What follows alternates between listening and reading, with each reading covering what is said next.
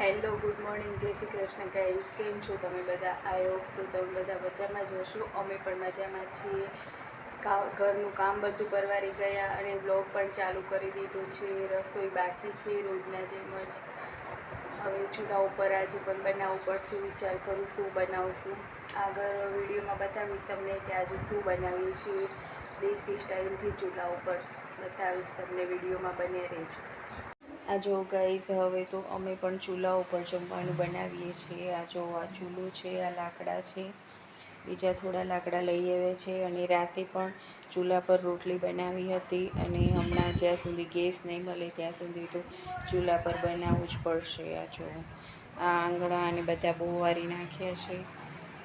કપડાં ધોવાના બાકી છે, વાસણ, કચરા, પોતા અને એવું બધું તો થઈ ગયું છે. બીજું બધું જ કામ થઈ ગયું છે અને તમને બતાવું આ જો આંગળું બીજું તો ચોખ્ખા છે, પણ આ જો આ કેટલી બધી લીંબોળીઓ પડી છે. પાછો કચરો કાઢી પછી બતાવું પછી કેટલું ચોખ્ખું આંગળું લાગે છે. આ જો એક તો લીંબોળીઓ હવે પાકી ગઈ છે અને ખરે છે.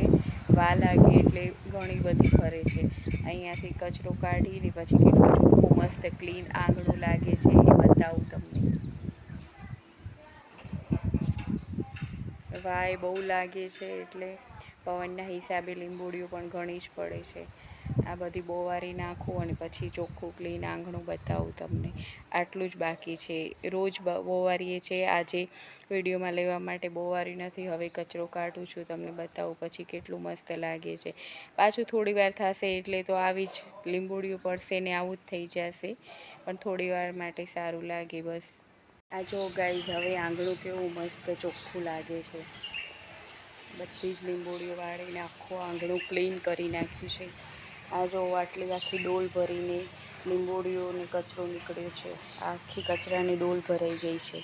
નજીકથી બતાવું તમને કેવું મસ્ત લાગે છે. હવે પણ થોડી વારમાં તો પાછું એવું થઈ જ જશે, પણ તોય આ જો સવારમાં વારું ને બપોર થતાં તો પાછું એવું જ થઈ જાય છે. પણ રોજ કચરો તો કાઢવો જ પડે.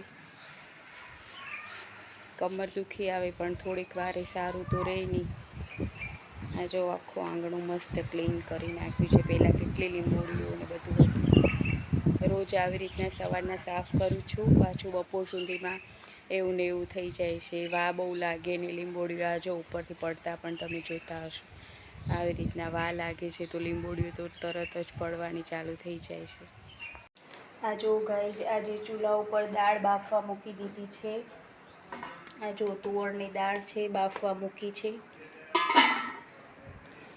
દાળ બફાઈ જાય, વઘારીને તૈયાર થઈ જાય એટલે બતાવું તમને. આજે ચૂલા ઉપર દાળ અને ભાત બંને બનાવવાના છે બપોરનું. આ જો ગાઈઝ, અત્યારે ચૂલા ઉપર મસ્ત દાળ બનાવી દીધી છે. તપેલામાં બનાવી પછી આમ નાની હાંડી આવે છે એનામાં કાઢી લીધી છે. મસ્ત દાળ બની ગઈ છે ચૂલા ઉપર. ચૂલાનું જમવાનું પણ સારું જ લાગે, ટેસ્ટી લાગે. અને હવે એ જ તપેલું સાફ કરી અને એના ઉપર ભાત બનવા મૂકી દીધા છે. કેમ કે એ તપેલા પર આરો કરેલો હતો માટીનો, એટલે વાસણ કાળા ન થાય, એટલે એક જ તપેલું બગડે એના માટે મૂકી દીધા છે ભાત. તમને બતાવું. ચૂલા ઉપર જ સરસ દાળ અને ભાત બંને બનાવી દીધા છે. આ જો દાળ થઈ ગઈ અને આ તપેલામાં પાછા ભાત મૂકી દીધા છે. ધુમાડો બહુ જ આંખોમાં લાગે છે, પણ ચૂલાની રસોઈ પણ મસ્ત લાગે, મીઠી. બનાવવામાં જરાક અઘરું લાગે, તાપને એવું લાગે વધારે અને ધુમાડો પણ આંખોમાં જાય, પણ રસોઈ બની ગયા પછી જમવાની બહુ મજા આવે છે. રસોઈ મીઠી લાગે છે.